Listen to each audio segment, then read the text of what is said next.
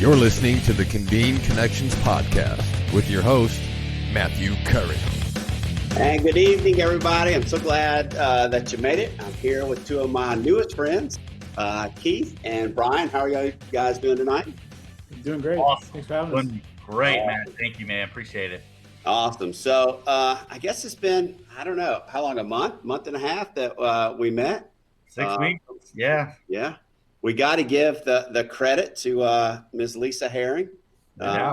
She made the introduction, brought us together and all that. And so it's an awesome thing. And I'm pretty excited about this particular show because we're going to talk about, what you guys do, which is an amazing platform.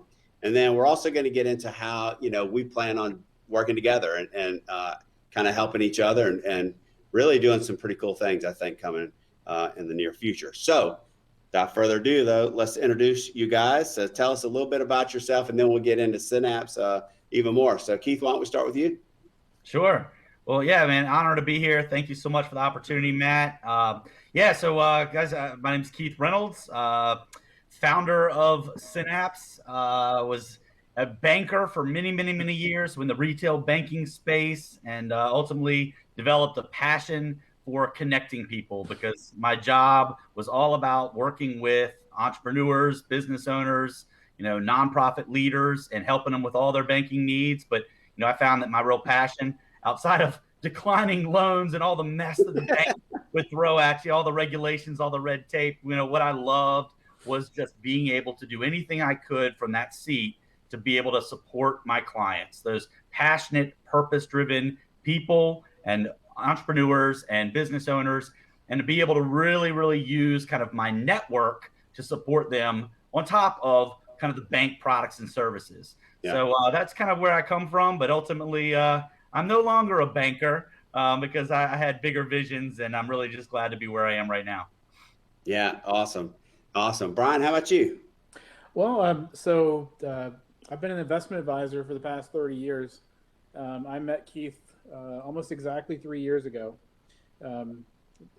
Got sort of forced into meeting him by a mutual friend of ours, which is kind of a funny story. I can't remember if I've shared that with you or not, or Matt, but it was 6 months of weekly sort of demands on me to go spend some time with this guy. And I fought it for 6 months before I finally gave up, and didn't realize how correct she was about me needing to meet him and find out what he was doing.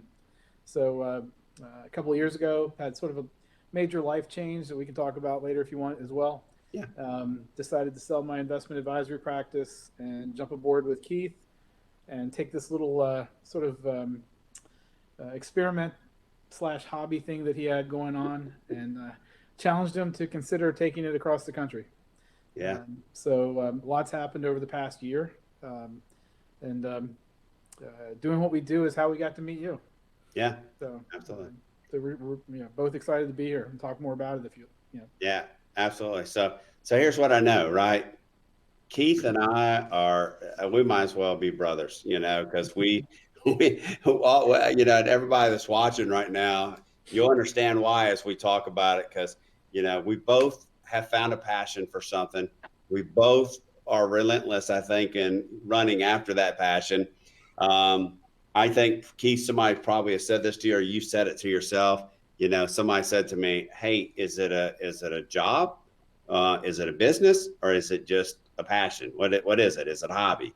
And because I love what I do so much, I love working with the people I work so much that sometimes it is a hobby, but it's also a business at the same time. So how about you? I mean, where did this Synapse thing come from, and what is Synapse? Yeah, no, it is. It's definitely everything. It's a way of life is really the way to put it. But, yeah. It all came out of my networking experience when I was in management for a bank. So Yeah. I worked for BB&T, now Truist, for 10 and a half years in kind of my early career. And I was thrown into the networking world. I didn't even know what networking was coming out of college and early in my career. And as a new manager, it was go network. You got to go get the business. It doesn't walk in the door. And I said, okay, what's that? And they told me, and I said, I don't do that. Like, I'm shy. I'm not a salesy guy. I was like, I'm all about relationships and taking care of my clients and customer service, but no, I'm not going to go out there and pitch product and go out there and give elevator speeches. That just isn't my style. But ultimately, it really was clear this is part of your job now, and you've got to learn to network. So for me, in those early years, it was that, okay, I don't like this. How do I deal with it? How do I overcome? How do I mentally just do this? How do I overcome, right, the anxiety that comes with this? So for me, it really comes down to that kind of inner desire to just be the best resource for my clients. I mean, I had clients that learned to trust me pretty quickly. In banking, you're talking about their money, you're talking about lots of things, you know, in their personal lives as a result of that. So I was given opportunities just in those relationships and in those conversations to know a lot more about things they needed outside of banking needs. And I realized pretty early on that, hey, networking for me isn't about trying to sell the bank or push product. It's about trying to find resources that I can trust enough that I can comfortably and confidently share with my clients when they trust me enough to ask my advice when they need something, right? When they need a certain resource and a certain professional. So that's really how I was able to overcome the anxiety and kind of get excited about connecting people, because for me, it was just natural. I wanted to be the best resource for my clients. So putting kind of that effort in to network for the purpose of building those relationships. So I had good people that, you know, I could comfortably share that made me look good when I shared them, right? Exactly. That is what ultimately lit that fire in me early in my networking career, early in my banking career. And then the other big thing that kind of changed the game for me was realizing that using a networking platform could be a really great way for me to promote my clients, to say thank you to my business clients that were loyal to my staff, that were kind, not the a-holes that came in and were, you know, mean and yelling at us and blaming us for their problems, the ones that we really enjoyed working with. And to say, you know what, thanks for being our client. Thanks for working with me. I want to be more than your banker. I want to be your ambassador, your partner in the community. Be my guest. Let me tell everybody how awesome you are and see if I can't help you get more business.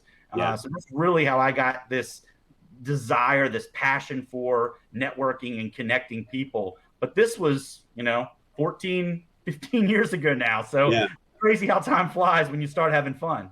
Yeah, absolutely. Absolutely. And Brian, you said you have a little bit of a story that kind of got you where you are today. So tell me about this. Well, so just a little bit further background. One of the things that sort of attracted me to want to spend more time with Keith was that background he just described of wanting to be the go-to person for his clients.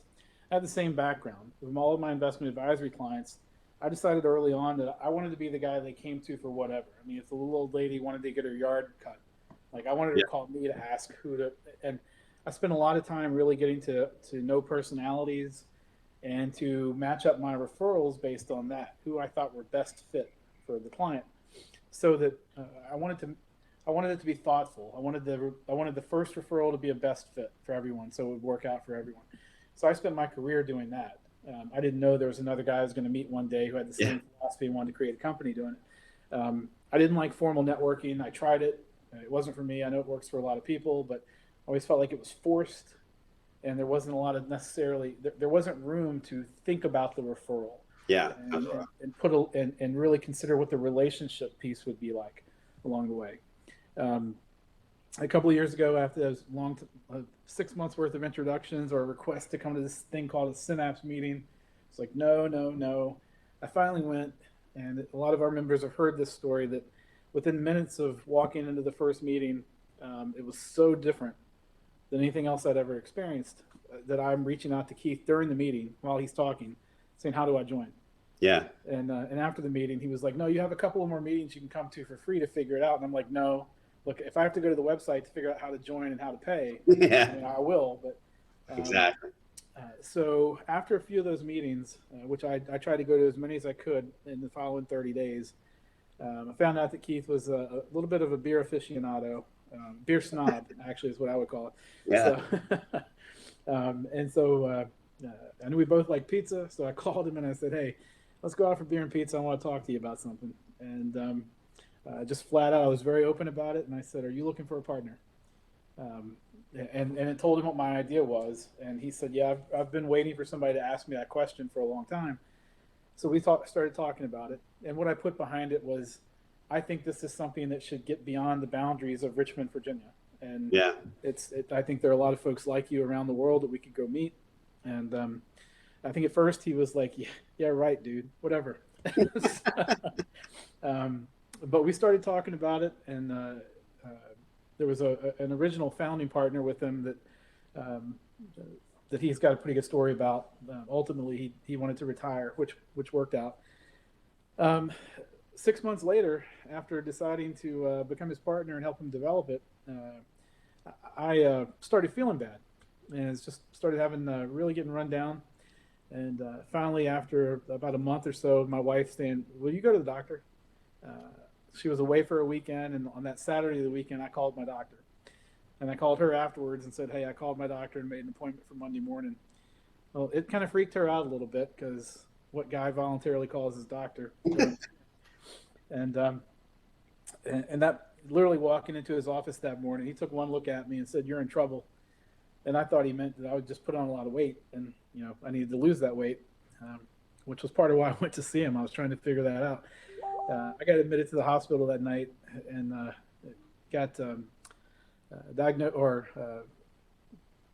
what's the word? I'm drawing a blank, but I got told I had end-stage liver and kidney failure, and barring a miracle, had 60 days to live. So that's news that'll stop you in your tracks pretty fast, and it did, and it threw everything into a whirlwind.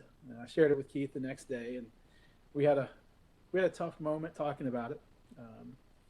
But 65 days later, on Thanksgiving Day that year, my miracle happened. I got wheeled into surgery, got a new liver, and the next morning got wheeled back into surgery and got a new kidney. Woke up that Friday afternoon, texted a message to my former business partner with the investment advisory company, told him it was time to consider what the check he needed to write me. Sent a text message to Keith and said, "Get ready." And a few days later, walked out of the hospital, and here we are. So I realized that I had begun losing a passion for one thing, and I realized that there was another avenue for me to follow another passion, which was really what I'd been doing for my clients all along. I was connecting good people to other good people for good outcomes. What I saw with Synapse was, here's a way to do it on a bigger level and impact so many more people, and lift up good causes. The stories that we could go on and on sharing with you, which you've heard some of them, but just the connections that have occurred over just a short period of time that I've been involved they're amazing. We always joke about doing the 6 degrees of Kevin Bacon. Yeah. To figure out all the different connections and reverse engineering how we met, and the number of steps and connections that it took for Keith and I to meet each other to begin with, then for everything else to fall into place and all the different people we met along the way, and then going back and looking at how did we end up meeting each other? What was the series of events that took place to lead to that?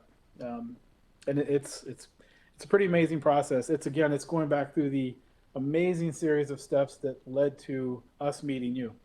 Yeah, absolutely. So now we don't take any introduction to someone lightly. We're like, there's a series of stories that's about to happen because we met this person. Yeah. Let's go. Yeah, exactly. So, interesting. Speaking of connections and all that, I text Keith, or I shot him a message the other day, and I said, "Keith, you know Carmen Kinney?" Yeah. And he's like, "Yeah." "Do you know Carmen Kinney?" Yeah. "Ryan?" Yeah. I went to prom with her. Because of Keith. Yeah, I went to prom with her in high school. That's what he told me that the other day. Yeah, so grew up with her, a good friend of mine. We grew up together. And so to your point, yeah, so this, and when we got on the first call, Lisa's watching right now, guys, she says hello. But when we got on the first call, we were talking about this stuff. And, one, I believe we all have a story. Brian, you just shared your story. We have a story that we can, connect and share and help each other out, right? That's so important that we share our stories, right? But I believe we're all connected, right? We are all connected. And so to this point, is that we're connected in so many ways we don't even realize. And I can't tell you, and y'all are probably seeing the same way. Like, I can't tell you how many times I've been talking to somebody and go, oh, you know this person? And I'm like, how in the world? You live not even anywhere near where I live, and you know somebody that I grew up with, or you know somebody I've done business with. It's just such a small world. And so that, to your point, that's it. And so, when we were talking and Lisa was introducing us, right? Keith, she said she was just sitting back laughing and smiling because what's y'all's tagline? Connect, collaborate, contribute. Connect, collaborate, and contribute. What's Convene's? Connect, collaborate, communicate, and educate. Right? Yeah. So it's funny to me. There's so many, and so your colors are blue. We have the same colors pretty much, right? We have the same message. Convene, right? Convene. You're talking about networking, connecting people together. Well, convene. The definition of convene is to bring people together. How do we do it? You do it in hubs. We do it in communities, and groups. So we're very much alike, but we're a little bit different. But that's why the partnership works so well, and can. Absolutely. Yeah. That's what's so cool about this. Yeah, that's just the whole journey. It's been wild, but I mean, going back to something that Brian said, it's that sense of losing your passion for where you are in life, like whatever it is. And for me, I shared earlier, hey, I developed this passion for connecting people, but at that time, I really thought I was a banker. Like I identified as a banker. Yeah. I wasn't a networker then. I was a banker, and I thought I'm going to be a really good banker. And I used networking to be the best banker I could be. But then after a couple more years, I realized that I didn't like being a banker anymore because there was too many things that like prevented me from doing the good work that I wanted to do to help people the best way that I could. And I felt that I just really needed to focus on that passion and that purpose to get out of that, which was slowing me down, to be able to really, really put all my energy and passion and focus into what has now become Synapse. But at the time, I didn't know what the heck I was doing. Yeah. But you tell this story about how you kind of, things changed for you. You kind of had some changes in life, and then you kind of went back right into the banking world to test your theory. So talk about that a little bit, because that's interesting to me. I wonder how many people can say at 41 they've retired from the same industry twice. Like I've retired from banking 2 times already, and I love that. But I mean, really, when I left the first time, it was so that I could try to really pursue that opportunity in this space as a professional networker. So is that okay? I think I can do this, and there's another organization that I'd really kind of learned all about networking in for so long. But I learned that a lot of people didn't like that style or didn't really feel that culture was a right fit for them. So for me, in this 5-month stint that I served in this role, trying to figure out if I could create a job and maybe a career path as a professional connector, that's when serendipity happened. I mean, that's ultimately when that light bulb moment happened. And I met who became my co-founding business partner at a networking meeting. And it was that aha moment where this guy with this Scottish accent just kind of commands the room. And he's like, hey, I need more time than what I'm supposed to have to tell you what you really need to hear. And for me, it was just that moment like, wow, okay, this guy is the executive director of the paralyzed veterans of the Mid-Atlantic chapter, right? And he's there with one of his veteran wheelchair athletes to talk about the veteran wheelchair games coming back to the Richmond Coliseum for their 60th anniversary that summer. And it was so cool just to experience that and be like, why don't we have more nonprofits involved in this networking game that I had really grown so passionate about? So it was that moment that going back to my banking career, like, wow, why didn't I think of this before? Let's use the networking platform to help raise awareness for this really cool nonprofit that I'd never heard about before now. Right. And that was kind of the beginning of Synapse in so many ways. I just didn't know it yet, but it was that, okay, I can use this platform this way. Let's see where this takes us.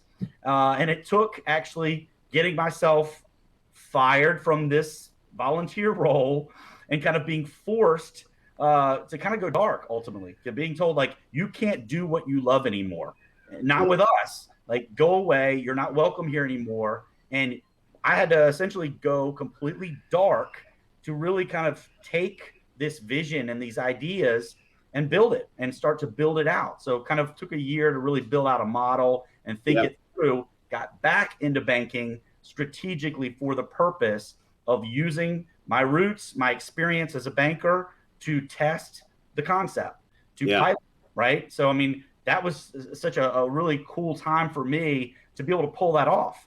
Because the truth is, I mean, I had to be very transparent and honest with my employer and say, no, I don't want to be a banker, but I want to be your banker if you let me do this. Yeah. And they were willing to let me do it. And one of the only reasons why is because my network opened that door. One of my networking buddies from the past knew of a job opportunity with a small community bank and introduced me to someone for the purpose of me being able to actually go in and maybe help connect them to another banker that they could hire. It wasn't supposed to be me because I wasn't looking for a job at the time, but that conversation led to this opportunity. What's powerful about it is, like we just talked about, this person who I'm sitting with, this hiring manager of a bank, happened to be little Katie White from Culpeper, Virginia, the younger sister of one of my elementary school classmates. Yeah. And my dad was her family doctor. And it was like this immediate, like, whoa, like this is random, right? What a coincidence. It made all these conversations so much easier because there was that immediate trust. We already knew each other. We knew where we were from. So it made it very easy for me to be able to kind of go in just wide open. Hey, let's do this together. Help me try this. Help me build something. But in the meantime, while we're doing it, it'll be extremely valuable to the bank. So again, just like it is for me every day, all the time, it's about mutual benefit. It's creating the win-win-win scenarios. So I'm very fortunate that I was able to do it that way because it afforded me the time to really test it, to really know that I knew what this could do. So I could cut loose and retire for the second time after about a year and a half of doing it from the bank. Yeah. And that's what you saw, right, Brian? Yeah, absolutely. Yeah. I mean, every time he talks, I get as fired up as everybody else hearing him for the first time. Yeah. So, it's, well, if I said anything, I'd just be repeating what he just said. So, Well, the win-win is so important, right? The win-win is so important. I think, again, I that's why we're so much alike, because I feel like it's a win-win. Like I used to just do Convene. I had this platform and I've been doing it for a long time. And I've had business to business contracts with, Pacific Gas and Electric, Boeing, other big companies, right? And that's fun. That's good. That's it's needed. There's companies still using Convene. We have a whole side of the business that is geared towards and is ramping back up. That's geared towards just white labeled sites, business to business, using the platform. But I just had this passion. This is where we're so much alike. And I tell this story all the time as I would go out as an air medical pilot and as a pilot and speaking about decision making, crew resource management, how we make decisions in a time critical environment, And so I'm speaking at hospitals all over the place. And people would come up to me afterwards and they would say, hey, can I talk to you? Can I ask you a question? Of course. They don't want to talk to me about, hey, let me talk to you about how I work in a trauma center. What they want to talk to me about is their marriages and their relationships and different things like that, and parenting. And so they were taking what I was giving them, which is really the backside of the business side of what Convene is, the platform is, and they were tying it to whatever was relevant to them, And so I was like, in my mind, it was like, I can be selfish, keep doing business to business, or I can take it and let Lisa Herring go teach people Social Security and disability benefits. And Lisa has the best testimony this week because one of her clients went after some time, just got approved and got their disability rating. And I mean, that's just amazing. It's an incredible testimony. But Lisa, using the platform, is able to do great things. So let anybody and everybody go use it. Let Synapse, go use it. Let everybody. It's a resource. It's a platform. And so I see, what your thought process was, right? Is that we can bring people together and just connect people. Just connect people. It's exciting when you think about all the great things that we can do. Well, and that was the thing for me. It was that sense that, okay, it really worked out. I mean, the idea at its early stages was just nonprofits are businesses, and people don't necessarily think of them that way. It's like so many people think, oh, you're a nonprofit, I can't do business with you because you're poor. You don't have any money. There's no way this can be mutually beneficial. It's going to be all about you. And I just think that's so sad that so many people have that perception, right? So for me, what was cool was going into the bank again that was really focused on supporting nonprofits. They had this suite of products to support nonprofits. So it made it really easy for me to be kind of the nice guy going in and saying, look, I want to save you from your big bad bank that you're probably getting fee to death with. Try to help you with these services because this bank that I work for is all about you and all about community and all about nonprofits. And hey, thanks for giving us this chance to do this with you, to work with you.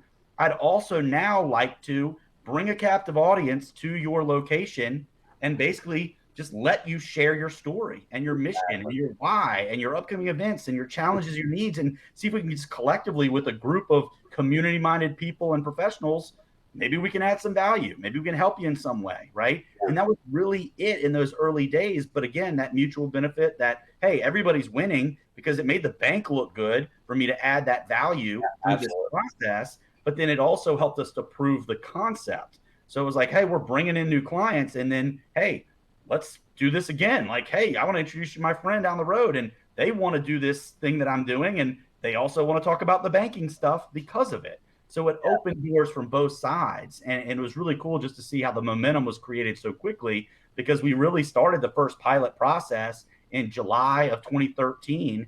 And by September, we had an introduction to the CEO of the Richmond Metro Habitat for Humanity. And she was like, this is a brilliant idea. Yeah. I want to see it. Like, I want to see this pilot come to my office and do this thing, do this show. Yeah. And that was all it took because she immediately was like, all right, my only complaint about this after the meeting was we don't already have this scheduled for next week. Yeah. I want to do this every week in our headquarters, in our conference room. So whatever we got to do to get that going, let's do it.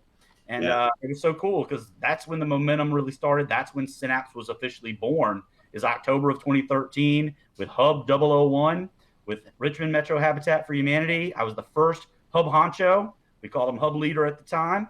And Jane was my first nonprofit neighbor that we say now. So it's just cool to think about how it was sparked and how it got started. But then it was just so many people loving the idea. And then from that saying, I love Habitat. I've learned more than I ever thought I could learn, but I'm on the board of this nonprofit.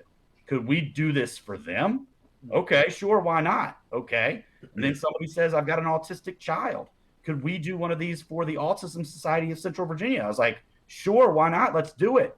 Number 3, number 4. And the snowball effect went on. Yeah. So it's pretty wild how it all got started, but yeah, it's cool how when you could kind of find that way to have that win-win-win scenario, right? Like everybody wins. There's no winner and loser. I wasn't trying to sell anything. I was just trying to add value in a creative way. Yeah. Well, exactly. To dovetail on that a little bit, if you don't mind, Matt, once I met Keith the first time and went to the first couple of meetings, one of the challenges I had for even wanting to go to the meeting was I didn't really like formal networking. I mean, all of my business was built on referrals from my own clients. I had my own way of doing it. So I didn't really want to go to a networking meeting. I didn't have any draw to this nonprofit that I was going to go to a networking meeting at. For me, and Keith knows this story, it was the nonprofit was one that battles teenage depression and suicide. I didn't have a connection to it because I had 2 outgoing, popular, always in the crowd and always in the public sons, athletic, blah, blah, blah. But I was blown away by their story. I didn't know it. I had heard of them, but just for taking that chance to go in and hear that And, as far as the networking part, when I walked into this meeting, my experience with networking at that point was you walk in, you get inundated with business cards and hounded by people right away without having a chance to breathe. And I walked into this meeting with about 25 people in a room, and everybody just said, "Hey, good to see you. Thanks for coming. Would you like some coffee?" It was just really open. And then hearing that nonprofit story sort of blew me away, gave me an appreciation for them, gave me appreciation for families that have to deal with it more so than I already had. But after talking to Keith, he said, "Hey, are there any other nonprofit ideas or anything that appeal to you?" And I said, "Well, do you have one for the Alzheimer's Association?"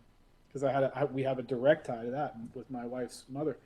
And he said, "Well, as a matter of fact, we're about to relaunch the local Alzheimer's Association." And the reason I bring that up is because it's something we always talk to people all the time about. We may not have one that necessarily appeals to you right now, but what do you support? What's important to you? Let's go talk to them.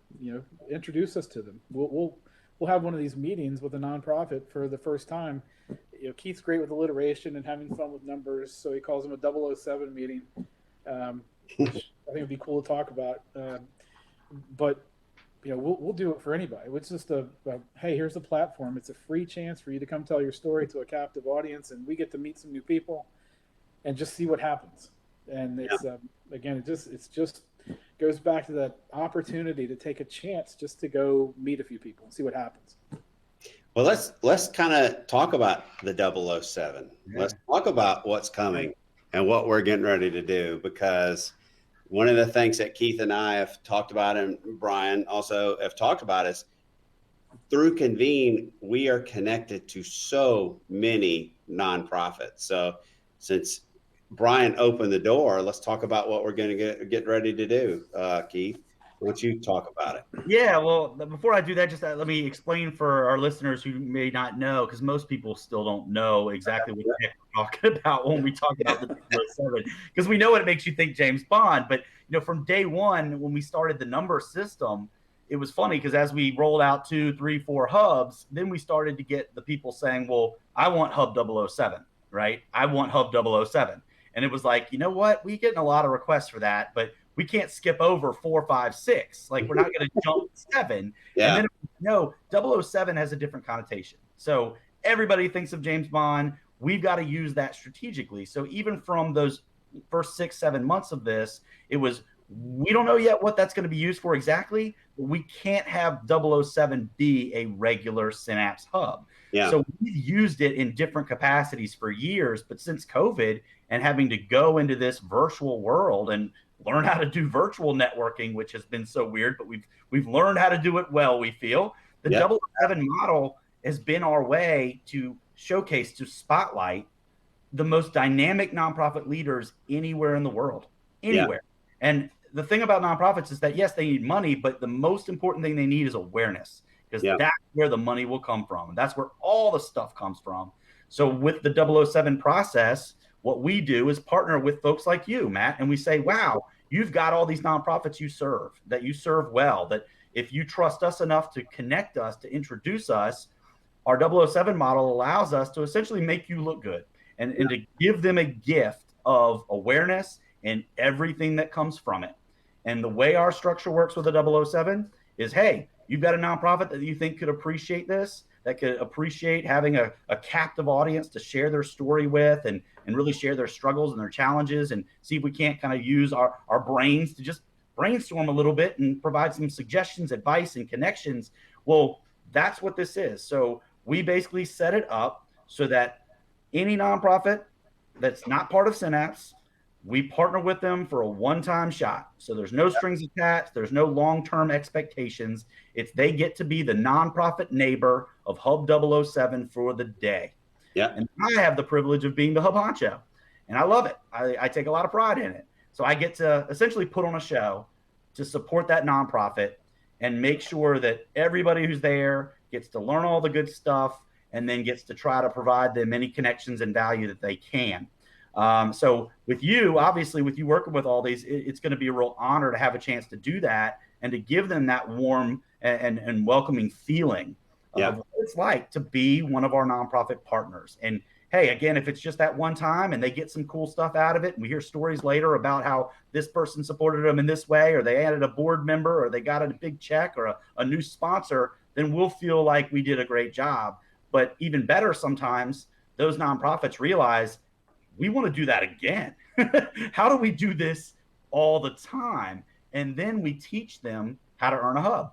And it's fun because a lot of the 007s end up leading to those opportunities, which is why we're launching in Texas for the first time next week, because of the 007 process, opening those doors and sparking those opportunities. So yeah, man, can't wait to do that with anybody you'd be willing to connect us to. Yeah. And like I said, I mean, I can go down the list. We have just a huge, tremendous list of nonprofits that we work with. We want nonprofits to come in and use the platform of Convene. This is a great way to take all the people that are part of Convene, expose them to the nonprofit, and do it through the Synapse, platform, what you guys have. I love it. I love the idea because I know that a lot of our nonprofits are still, they need help, right? They need to grow. They need to, continue to make things happen. And it's hard, right? It's hard unless you have somebody to partner with and somebody to help. So that's what, I mean, it's amazing what you've created. It truly is amazing what you've created. I've loved being on the calls, right? I wish, I can, like Brian, I mean, I wish I could be on every call. I see them pop up and I'm like, I need to do that. Got to be on there tomorrow, but I got to go get my second COVID shot. So I'll wish me luck on that, but I'll definitely be on the one you're talking about next week. It's exciting to see what you're doing. It's just fresh. It's fresh. And here's what I'll say. When you come on the call, and it's a call, right? So it's a Zoom call, but everybody is welcome. Everybody is friendly. Everybody is engaging.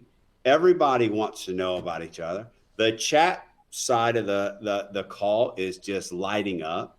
People are putting their information in there. People are asking you questions. In the middle of it, you'll get private messages from people.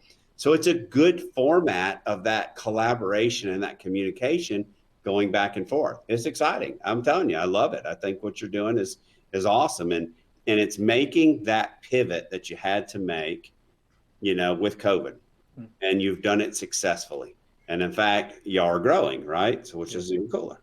Well, thank you. I mean, the truth is we've always said, like, we are really lucky because we never lacked that belief in that fire before COVID. Like, we could take over the world with this, right? Yeah. But we were doing this by driving places. We're like, we're going to drive everywhere. We're going to launch all these hubs, and we're just somehow going to be able to make that work. So it's just crazy how it took this pandemic to open our eyes to see what it could be like if we actually simplified things for ourselves a little bit by adding the virtual component. And it's not that we hadn't considered it before, but we pushed back. We did. Sure. It's just not our style. We need the people in the room. They need to feel the energy.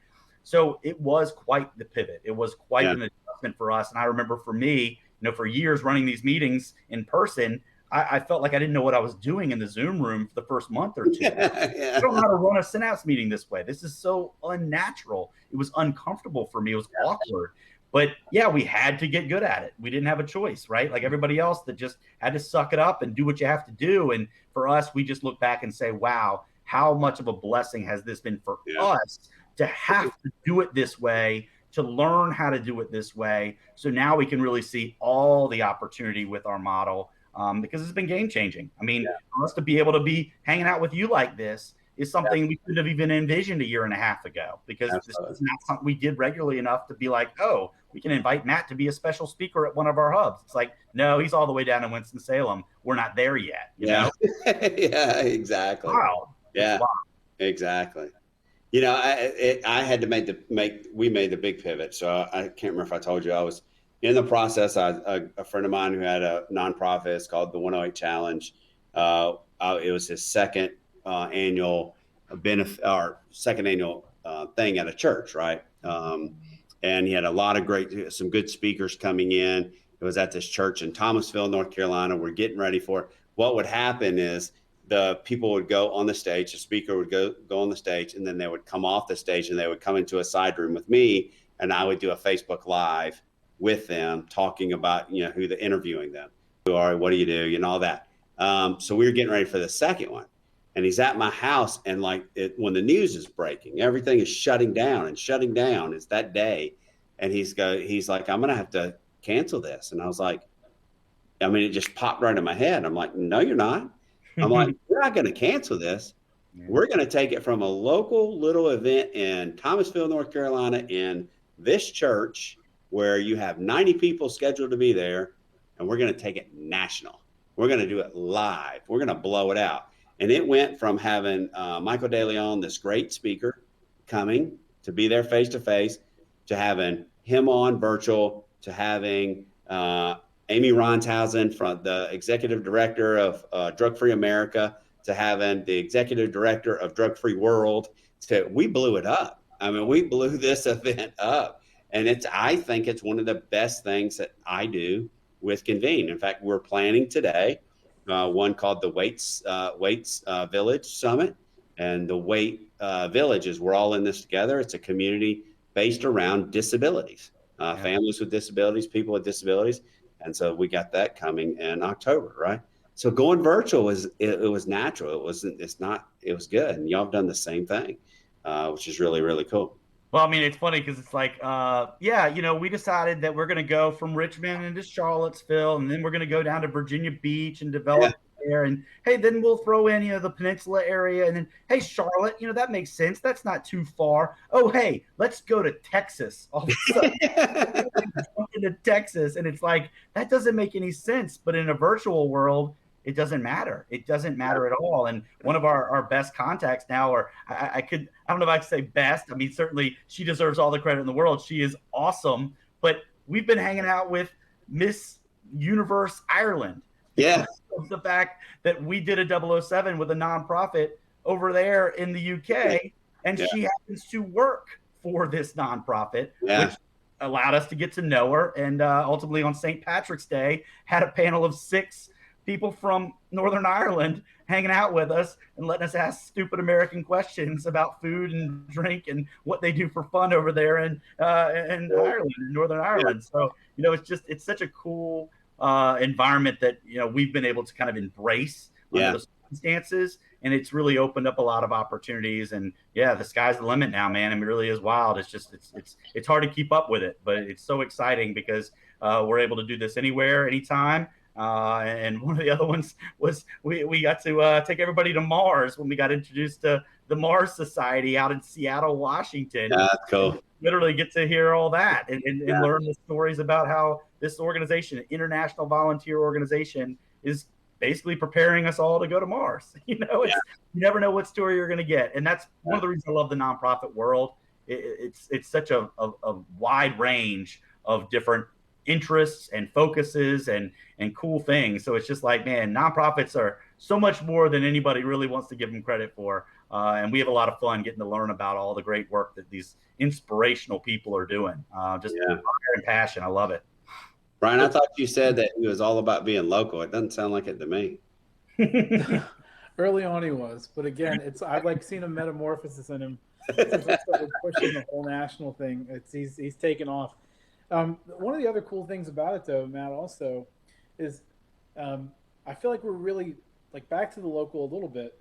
It's been really nice to sort of open up the world for those folks also, because so many of our original members, or the ones that have been members for a long time in Richmond and the beach and up in Charlottesville, have now connected with these folks all over the country, and in a lot of cases are now doing business with those folks because they got a chance to get to know them, and they realize, I mean, they can do business. A lot of these folks can do business with anybody, anywhere. Yeah. Now they're finding out that there are like-minded folks all over. I mean, Omaha, Milwaukee, Madison, Wisconsin, Pittsburgh. I mean, we're Atlanta, Orlando. I mean, just all these other cities, and it's the really cool thing about the virtual part is it's shrunk the world. Yeah, in so many ways, and it's these relationships, if you give them a chance, they can still become local relationships. Still have that local feel, even though we've got folks in Northern Ireland. to folks over here now and collaborating on things. And it's almost been gratifying to be a part of that. Yeah. And what we really are is just a conduit. I mean, we're just Yeah. providing the platform and getting people to, sort of open up the way they were thinking a little bit about who they could meet, who they could establish relationships with. And it just no matter what, it keeps coming back to that relationship part. Yeah, it's all about relationship. So we got about 15 minutes left. If you got any questions, let us know. But you're right. We did a summit, and we had 8 speakers on this summit. 4 of them were from the UK. And Alicia Son is getting ready to start a community. She's from the UK. She's getting ready to start a community in Convene. I'm pretty excited about that because, it's really our first community from somebody from, other parts of the world. But just you get to meet, and you guys are so right. You get to meet these people with amazing stories. Amazing stories. And everybody, this is what I love. And it's the same with Synapse, from being in on the meetings and sitting there. It's the same for Convene. That's why we're so much alike. Everybody, the mission that you guys go by and the mission that we go by, I think that culture that you guys have and the culture we have brought about the top-notch people that care so much about others, that want to make a difference in other people's lives. That's what I felt like right at home. Like I see what the people that you have, and I know the people that we have in Convene. And that's what's really pretty cool. It's really cool about just who's coming in and who's a part of it. Well, it's funny, Matt, because you said this earlier, talking about like, Keith, was this a hobby? Was this a business? Is it a job? And honestly, I tell some people, no, it's an experiment. Yeah. This was a sociology experiment. I'm a sociology major with no minor because I just had no clue what I wanted to do when I was in college. I was just lost. Good student in high school to get into good college, but then it was like, where do I go from here? But it's funny because in so many ways, that's really what Synapse has been. It's been studying people in this model for a long time, which has allowed us to really find the kind of people that fit it so well. They just fit it to a T. And what I love about the 007 process is just how proud I am, like literally to introduce these new friends in other markets and all over the world to our loyal Synapse players, right? I'm so proud of them. It's like so cool to be like, no, like look at all these great people that have been with us that are just the kind of people that we know to be the great examples of what a Synapse member looks like. They make us look good. And that's really cool to see that. But yeah, a lot of this really was just much of an experiment to really just learn how this could attract the right kind of people. And I've always said the nonprofit component to this, it's almost like a natural filter that keeps the average Joe networker away. Because the average Joe networker is coming because their boss told them to go collect referrals. And they see that nonprofit and they're like, well, how am I going to get any business out of this? I don't really see the value. So it's really this thing that just protects us from that. Yeah. I mean, Jason Berry, who's the business coach for Convene, he and I talk about this a lot because he's a business coach to many nonprofits. He's a business coach to nonprofits. Nonprofits are businesses. They are. They're just businesses that have a special thing that they are passionate about and they love, where they want to make a difference, in most cases. And so people just write them off. They're not a business. There's no money there. And there's, it's interesting to me. There's a business model to it. Mm-hmm. But I'm glad. For me, I mean, it's really what helped us because we don't want to have to be declining applications. I don't want to tell somebody, I'm sorry, we don't think you're a good fit for Synapse. Yeah. And is this process of ours, it helps us to filter them out very quickly because they self-identify. They know, like, I just don't feel it. Like, this is too lovey-dovey or this is too nonprofit focused. It's like, okay, you're not a good fit. That's fine. But the people that come in and really kind of sense that community, that camaraderie, and that just spirit of, wow, these people love what they do, whatever that may be. Business, nonprofit, entrepreneur, business owner, sales professional. it's about that passion and that purpose. And I think that's another thing that I love about Synapse overall, and what we've seen kind of within that experiment that we've been doing for years, is that it's also a place where a lot of people realize they don't love their job like they thought they did.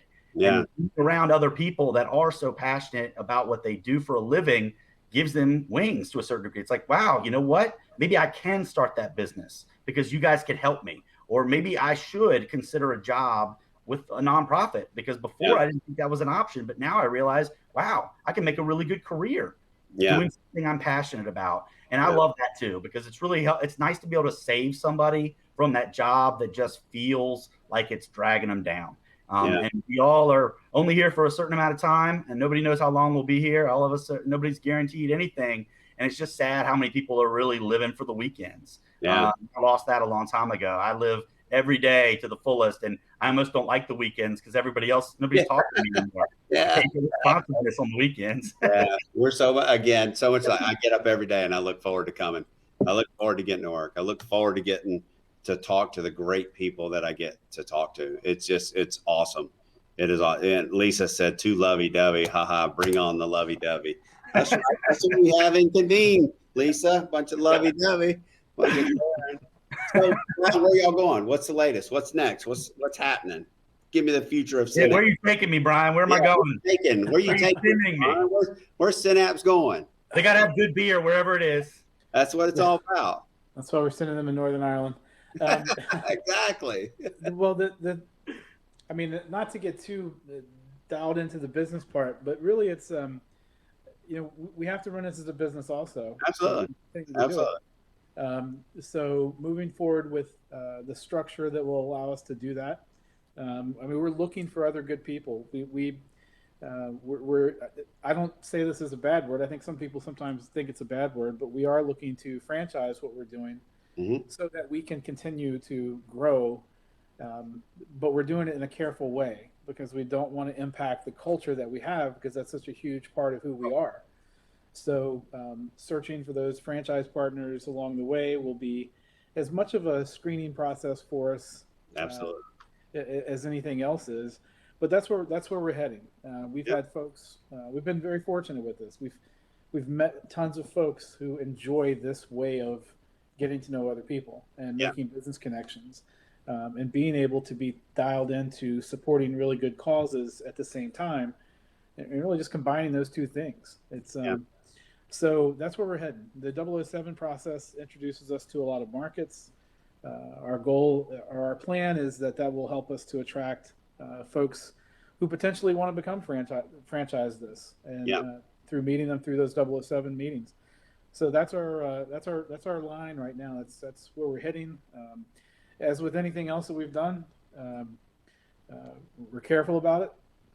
We don't want to do anything to derail what we have and what we're aiming to sustain. So that's where we're going. We're meeting the right people along the way, and we've met some really good people that we can't wait to actually be able to turn over a location to.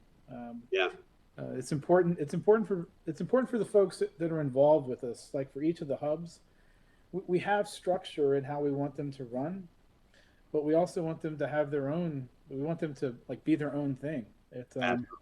Give them autonomy. Yes, autonomy, creativity, and organic. We want them to So most of what we do is, don't fake this. Be real. Be genuine about what you're doing. Kind of operate under these guidelines, but we have a joke. I don't know if I can actually say the real thing. I always tell people we have rules, but we don't really have rules. Yeah, we do have one main rule, and I don't know if I can actually say it. What you want. The main rule is don't be an asshole. Yeah, that's really the main rule. It's hard for some people. It's just really hard for some people. It is. You're right. Go ahead. Matt, I'm sorry. I was going to say, to be more specific about where we're going, really because of your friend Tom, our friend Tom now, we're going to be in Connecticut tomorrow, and then we're going to be in Charlotte again on Tuesday, and then we're going to be in Fort Worth, Texas next Friday. And today I actually was able to discuss and arrange a 007 in Nairobi, Kenya. So that's just a couple places we'll be in the near future. That's cool. You know where I'll be on April the 10th? I don't know. I'll be with Alan McCoy off the South Carolina coast. Oh, nice. Hooks and Heroes fishing that I met through Synapse. Yes. That's nice. Yeah, I'm a little Here's jealous the of invite. that. Neither of you guys invited me. Neither of you. You invited me. I'm a Thanks. broken What happened to our veteran. last meeting, I think? You are a broken veteran. That's fair. You're right. You are definitely you need it much more than me. Yes, you deserve it. Well, I wouldn't be doing that if it wasn't for you. And that's a big thing. I mean, I really appreciate it. He's such a wonderful person, you know, and that's what it is. It's so funny. Hey, Brian, I want to say this real quick. You're so right. That's our model too, right? We have communities. From communities, a community is a business center. Well, it's a franchise, right? I told them yesterday, I'm teaching some of we just got finished up our first coaching program. And I said, listen, you guys, your community is a franchise. If you don't look at it as a franchise, you're not thinking properly. It's a business center that you have to grow. You have to cultivate. You got to be a part of it. If you don't want to be part of that, you don't want to be into it. If it's not your passion, then you don't need to be a community leader. You don't need to have that business center. You don't need to take it and run, you know? So yeah, it is a business model. It is. And so, yeah. And sometimes we apologize about that, or we don't want to build it up, but the facts of the matter, that's what it is. You know, it really is. So, love it. Love it. Matt, I was thinking about the one other thing that ties us together is you used to land on top of the building that I got flown down to. Exactly. Exactly. And Steve, he's not on here, but when Steve's on here, the picture that he has behind him is the the city of Richmond. And like literally he popped up. And when he popped up, like right when I met him before, the first thought in my mind is like, I've landed on the top of that hospital so many times in downtown Richmond. Yeah. So, well, look, Brian, I'm glad things have worked out. I mean, Yeah, praise God that, you are absolutely. You are healed and things are good. And Me too. that's yeah, exactly. Brian would still be doing Richmond, if it wasn't that, for you. So, That's right. Keith would still be doing Richmond if it wasn't for me. Keith would still be doing Richmond, yeah. All right, look, it's 8:58. We're coming up on the end. So, how about Brian? We'll start with you. You say a couple last words, and then we'll let Keith close us out. Cool. I don't have a whole lot to say that we haven't already said, but Matt, it's been great being on here with you. Yeah. I can't wait to see where our collaboration goes. I think the sky's the limit for us working together, and just I'm looking forward to meeting more folks and just seeing where the collaboration piece can go. I think there's so many good things that can happen, so many good changes that can happen, and it just takes the value of just a simple conversation. Yeah, it's just give a conversation a chance and see what happens. Yeah, absolutely. Yeah, it's I'm excited about y'all's community and just all the things that y'all can do. The hubs that are going to be in there and everything that's going on, and then all the people that we can bring to it. I think that's the coolest thing. I think all the nonprofits that come it's a natural fit. So it's pretty cool. Well, Keith, you get to take us out of here. So. Hey, man, I mean, the main thing I want to say is just kudos to you, Matt. I mean, what you've built is phenomenal. And I know how much you put into this. And I know you've had the whole family, invested in this idea, in this concept, and building this out. So just really want to commend you on that, because I know how much work goes into stuff like this. And you've had such a big vision for a long, long time. And, I have as well with this. Yeah. I mean, for me, it's like this really started in 2012. So it's crazy to think how much time has passed, but I do believe that a lot of the connections that are in my life these days are on purpose. Like they were connected to me by somebody I love, somebody I respect, and I'm grateful for them. But hey, somewhere God was involved in all this too. And there's no doubt that Brian came into my life at the right time when I needed him, and I'm grateful for it. And he's still here because God knows I need him. I need him. Yeah. And I'm grateful for that. And I believe you were brought into our lives in our community at the time that we needed you. So I'm just thrilled that we seem to really feel like this is just meant to be. And I look forward to seeing what this next chapter holds for all of us and the impact we're going to be able to make in the world together. Yeah. We only have one disagreement. It's connect, collaborate, communicate, and educate. You lost the alliteration in there, man. You messed it up. You messed it all up. Exactly. No, I feel the same, guys. It's just wonderful. Again, we got to thank Lisa Herring. Lisa, if it wasn't for you, this, she saw it right away. She's just a wonderful person. And it's going to be fun. So I look forward to, we'll come back and we'll do this again and we'll talk about all the places. Now we're talking about where we can go. We'll talk about all the places that we've been, Yep. I'm pretty excited about that. As always, Stezo, thanks for tonight. And we'll see you next week. Everybody, next week, do not miss next week. Next week, we have Brian King, the Wait Village community. Look, I will tell you, I did a short interview with him. We put it on Facebook Live, and I know 2 people that were in tears listening to that Facebook Live as he talked about this Wait Village community. So just a special guy. Be on here next Thursday, 8:00. So, all right, Keith, thank you. Brian, thank you. Stezo, thank you. And we'll see you next Thursday. Thank you.